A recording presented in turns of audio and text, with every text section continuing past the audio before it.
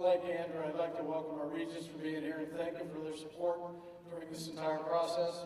I'd like to tell you that our Chancellor wished he could be here today. He is the biggest Aggie fan of all, but Chancellor John Sharp has some other requirements that are out of town today, so he could not be with us this afternoon. And then there is this smoking brunette in the front row who I noticed can't take her eyes off me. If you haven't met my wife, Betty, she's sitting right here. Get out of the way.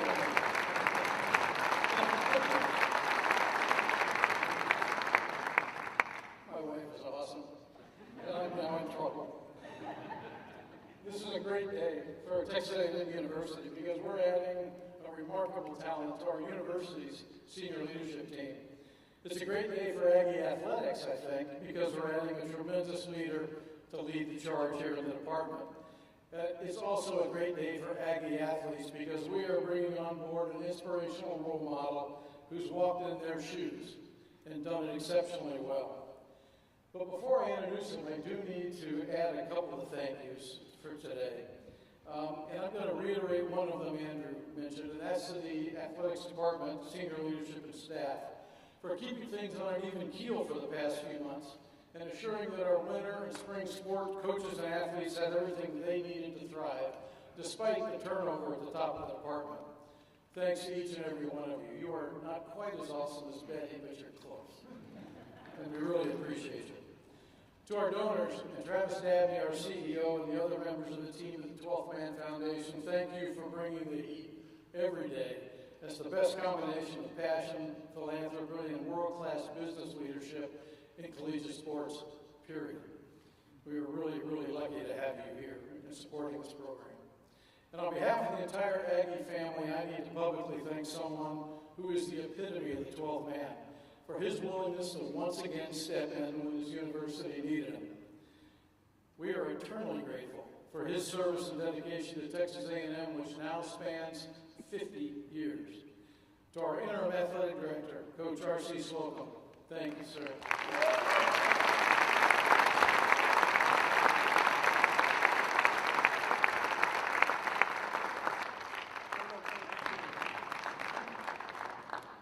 I think a two-man standing ovation is awesome. It was a great effort.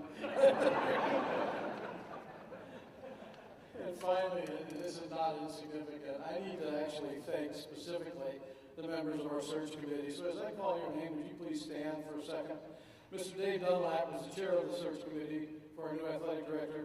Dr. Paul Bautista, Dr. Susan Balabino, Mr. Chris Cooper, Mr. Joe Fields, Coach Jim Slosnagel, and Coach Joni Taylor were the other members. And folks, you were spectacular. Coach Taylor, congrats on the big dance. We can't wait to see you.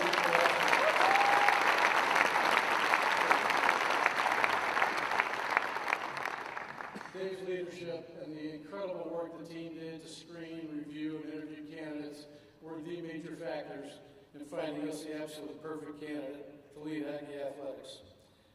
I should also mention that Mr. Chad Chatlis of Turnkey ZRG was superb in providing support to the committee in terms of athletic search firms, and Chad, I'd like to thank you publicly as well.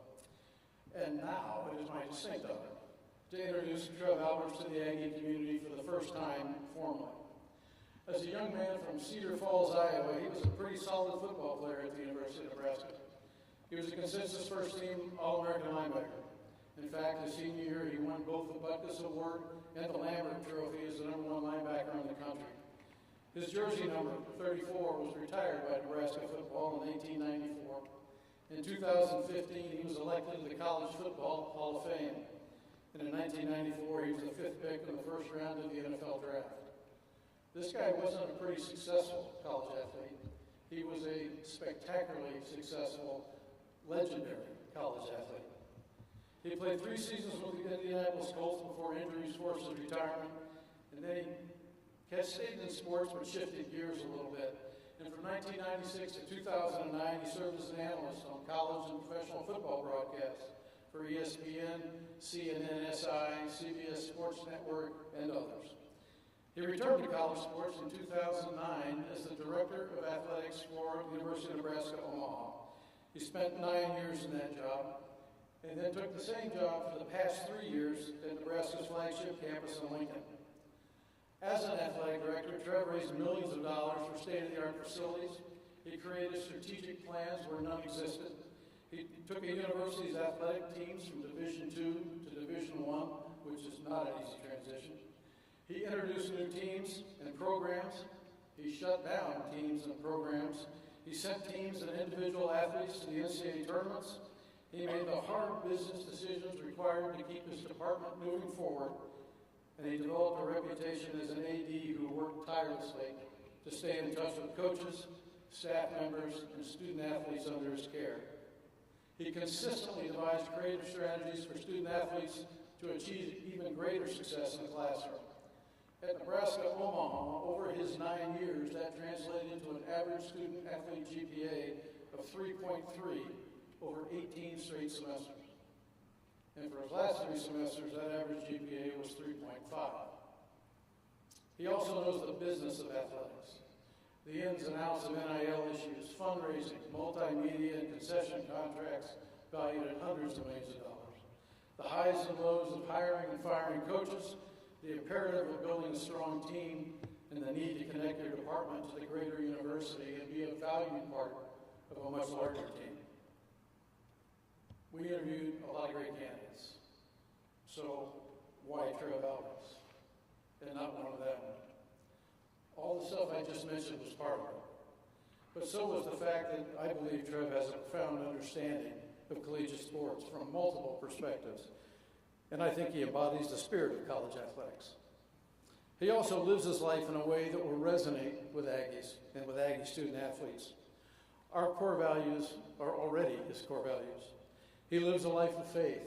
He loves and respects his family. It takes you about 30 seconds to figure that one out. He treats people like they matter to him, and he leads with courage.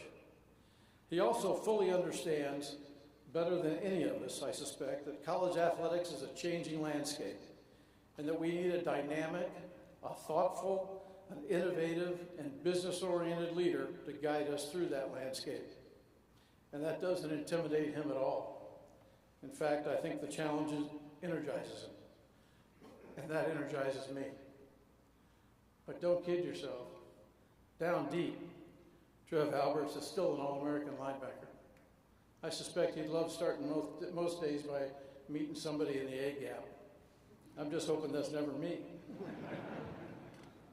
The competitive fire still burns in this guy. You'll feel it when you talk to him, and that should energize Aggies everywhere. Trev will also be the first to tell you that his family is the foundation of any success he's enjoyed, and we are very fortunate today that most of his family members are here this morning. His wife, Angela, is sitting right here in the front row. Angela, would you wave at the crowd for me?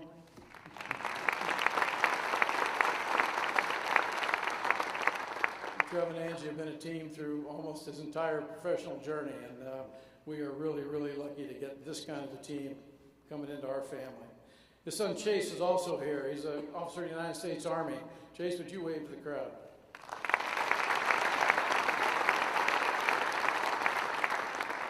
And his daughter Ashton is also here. She's living in Nashville, working for Ernst Young, and a pretty accomplished volleyball player herself.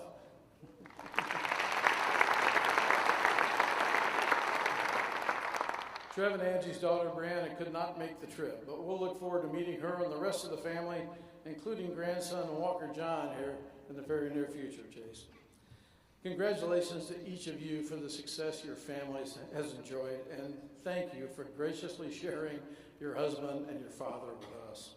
We do recognize and appreciate the sacrifices you've made to support him over the years, and we promise you he's going to enjoy this part of his journey, and so will you. I hope you know this, but just to be sure, all of this, plus the other 543,000 members of the Aggie Network, are now part of your family too. And we got your back. Thanks for being here.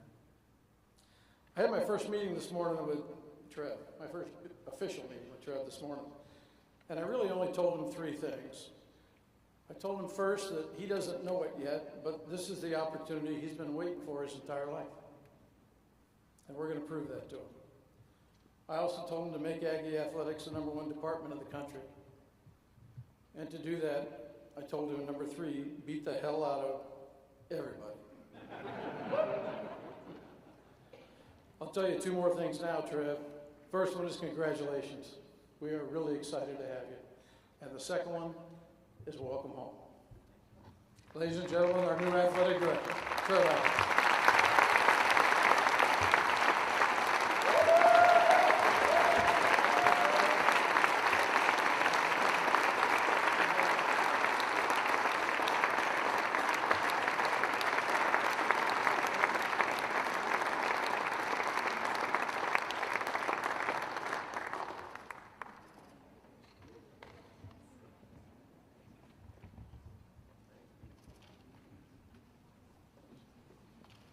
Thank you, General Welsh. Howdy. Howdy. Thank you very much. What a privilege, what an honor, what an awesome place. I want to thank you all for being here. This is really remarkable. And I want to thank whoever put in all the work to set this all up. This is really well done. So thank you for doing that as well. I want to thank the Fighting Texas Aggie Band. How good are they, huh?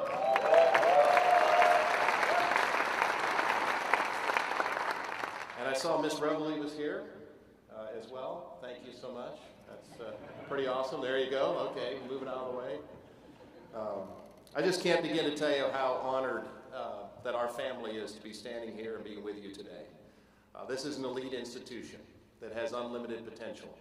And the more that I dug into everything about Texas A&M, the more I could see why all of you love this place like none other. So again, we just want to thank you for the incredible opportunity to be welcomed to Aggieville and Aggie land here. 4 things I want to do today. I'll try hard not to take too much time, but I really want to just go through a few thank yous, and I hope you just bear with me a little bit. I do have a few people I want to thank. I want to talk a little bit about what drew me and our family to Texas A&M. Also want to build on a little bit. I'll introduce our family, and I think you'll understand a little bit why we were drawn to Texas A&M as I introduce our family. And number 4, I'd like to just talk a little bit about what you can expect from me and our department. And so if you think about what are some of our goals and what hopefully will define who we are and what our culture is, maybe 4 things that are just really important to me. Some of these things aren't unique or new. It's what I believe, it's what I've been taught, and I'd like to share them with you as well. So first of all, I'd like to thank the University of Nebraska. I've had an affiliation, obviously, with my alma mater for a very long time. And I'll always be a Cornhusker, and I just appreciate so much what the University of Nebraska has done for me. I also want to thank Coach Tom Osborne. And, you know, Coach Osborne in 1989 saw something in a little guy from Cedar Falls, Iowa that not a lot of other people saw. I wasn't highly recruited, but he saw something in me. And other than my father, one of the great leaders and dear friends of mine is Coach Osborne, so I want to thank him. I want to thank the staff at the University of Nebraska. I want to thank the coaches.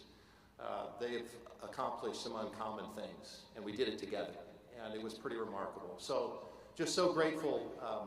The University of Nebraska changed my life, and so I'm just grateful to have the education and the athletic experience that really helps to define who I am. So I want to thank the University of Nebraska. I want to thank Chancellor Sharp, and I want to thank the system leadership of Texas A&M University. It's critically important, and so I want to thank them for all that they do to support all of us and our student athletes.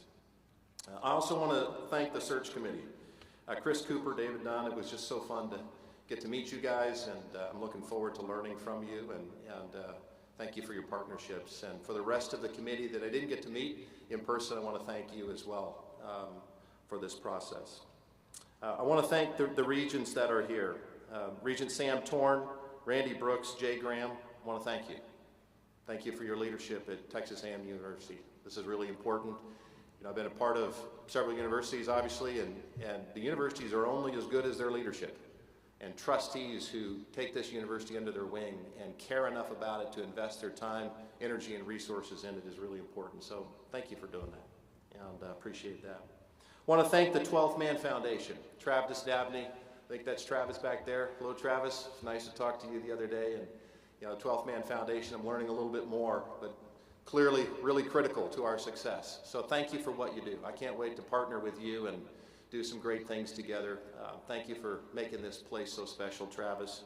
Thank you to the 12th Man, the Corps of Cadets, the Yell leaders. Thank you for what you do, for making this place special. A special thank you to Coach Slocum. You know, I have a lot of respect for Coach Slocum, and I can tell you Coach Osborne has a lot of respect for Coach Slocum as well. And I watched your teams, and those teams were tough. They hit people. They were the most physical team on the field. They were fundamentally sound, and they never quit. Well, I hope that describes our football team. Because football teams that do that, they win more than they lose, don't they? So thank you for your leadership, and Coach Slocum will always be involved at whatever level he wants to, as long as I'm here. So appreciate all that you've done for this university, sir. Thank you. Finally, I want to thank General Welsh and his wife, Betty. I want to tell you that I would not be here today if it wasn't for General Welsh. I've said this many times, and anybody who knows me at all knows that leadership is really, really important to me. It's critically important. You know, the General kind of hinted at some of these things that are coming, you know, across the pike in terms of athletics, intercollegiate athletics, even higher education. And you think about all of these challenges. Leadership now is going to be more important than ever before. And I've had the great privilege of being around great leaders and not so great leaders. And I can tell you, leadership is going to really matter. So in the process, and when this job, you know, sort of was open, and I had some people reach out, and I started taking a look at it, I was like, wow, the general, 4-star general, is the president of the university. So I started watching a lot of videos. My goodness. This guy's the real deal. I think it was the April 2002 muster speech that I really enjoyed, and just the heartfelt speech and referencing your father. My father can't be here today as well, but similarly I had the same relationship with my dad. But he talked a little bit about all those corny things that still matter at a place like Texas A&M. And those corny things still matter to me too. And so I would just say thank you to General Welsh. Thank you for your leadership. And I'm really looking forward to working with you and learning from you and following you. Appreciate that. So beyond leadership, which obviously is really important to me, what else drew our family to Texas A&M? Really just a couple things. First and foremost, my mother and father grew up farm kids in northeast Iowa. I grew up working on a farm, walking beans and detasseling corn. Have you had the privilege of detasseling corn? Anybody? Yeah, it's not great. We had Albert's detasseling. We learned how to work. And so our family's always been connected to the dirt. We still own our family farms. We've grown the family farm. We don't physically farm it anymore, but we still have our farms. My wife Angela's family, her mom and dad are still farmers in northeast Indiana. So we will always be connected to agriculture, and agriculture has been really, really important. And I know it's really important to this university as well. And secondly is the military. Didn't really have a whole connection to the military until more recently. But our son, Chase, is a recent graduate of West Point, and I started to really understand and learn about the military and patriotism and all those things that make our country so great. And so Chase and his wife Cassie and our grandson Walker John, they couldn't be here, but his experience in the military has been really meaningful to us. And then our daughter Ashton, who you've already met, she lives in Nashville. She's an accountant and a CPA at Ernst & Young, played volleyball at Clemson. Yeah, she's engaged in May, and he's a West Point graduate too. So all of a sudden, we have all kinds of military in our family, and we're really excited about that. And then our youngest daughter, who's not here, her name is Brianna. She's a sophomore at Clemson. She's an architecture major, and it's spring break. And so she had that very difficult decision to make. Do I go on a trip with my friends, or do I go watch Dad's press conference? She made a wise decision, and she's not here. So, but she did promise me that she'll come to Texas A&M if she can get in and get her master's in architecture here. So those are our 3 children. My wife was mentioned.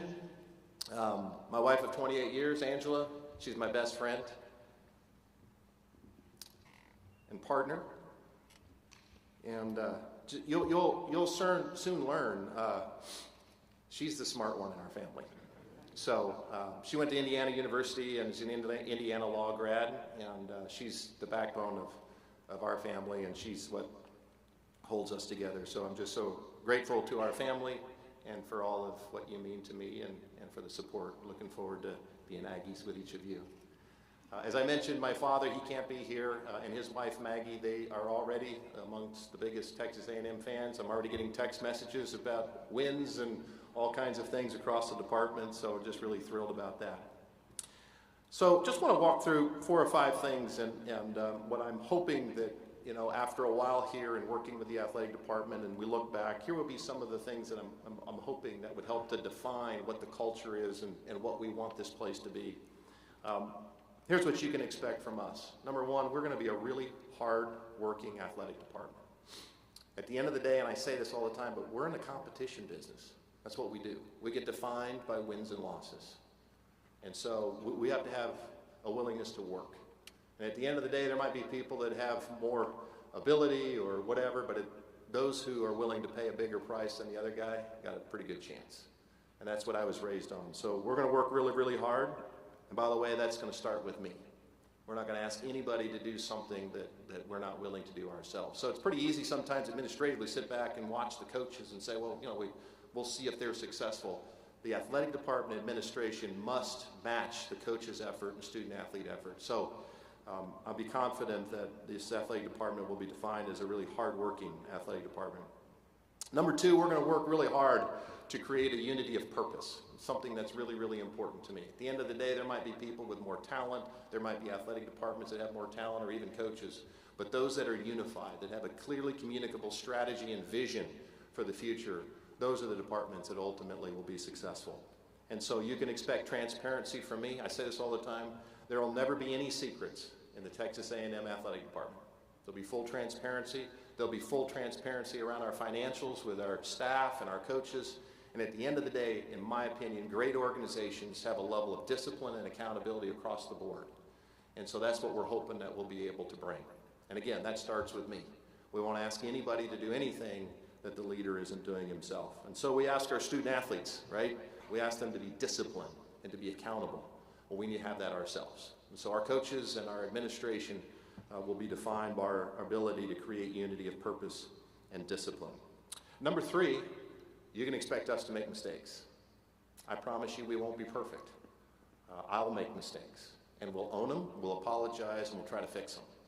At the end of the day, though, we're not going to be paralyzed in fear. And so many times I think we're going to do stuff. We're going to try stuff because we have to. And I'm aware of some of the things that are being done here outside of the typical athletic department. I think that's awesome. Thinking creatively, entrepreneurially, trying things, doing things, really engaging with our fan base will be really important. But rest assured, we'll probably make mistakes. And so I apologize in front. I'll also tell you that I know there's a lot of traditions here. I love them all. I want to embrace everything about Texas A&M. Please give me a little grace and mercy if I screw it up or do some things that you're like, well, that's not how we do it here. Give me a chance, I'll learn it, I'll fix it, and we will embrace it. But we will make mistakes. Number 4, we're going to be willing to adjust and adapt. As General Welsh said, there's massive change that's happening in our space.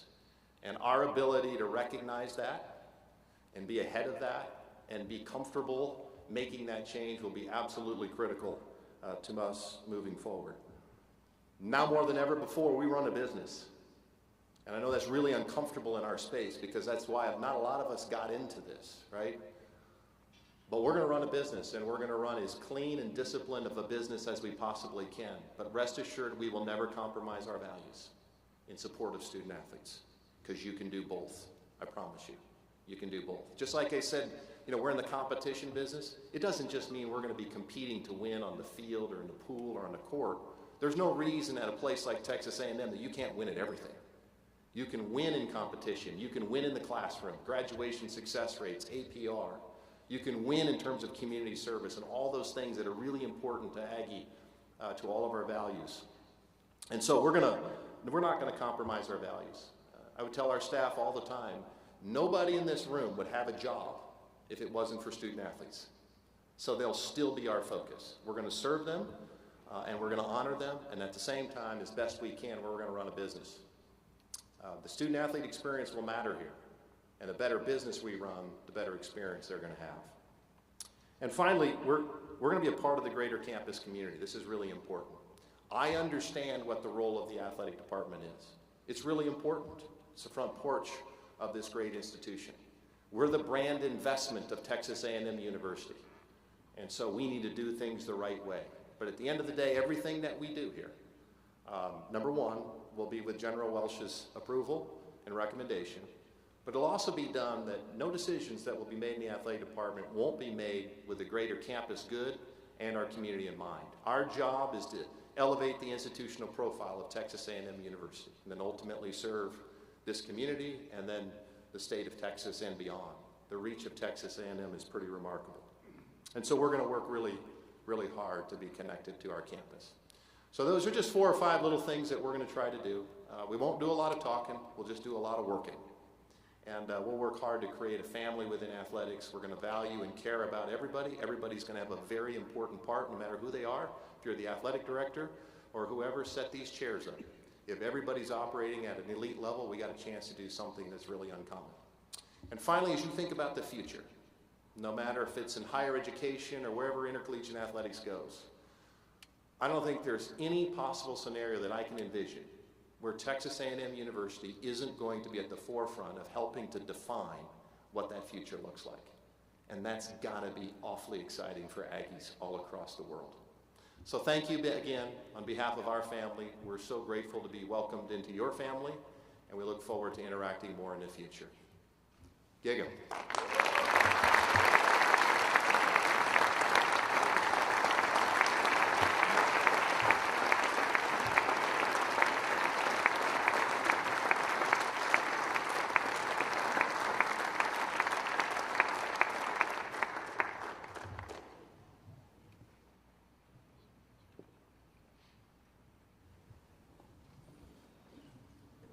We'll have the photos, the family, and President Welsh, and then we're going to have Trevor, Thomas, Ethan, Grayson, Jake. You're going to hear. We're going to conclude with the war hymn. A reminder that after this, media, please go to the Kyle Field Media Center. That will be an additional press conference that will be there. Entry 3 will be the way.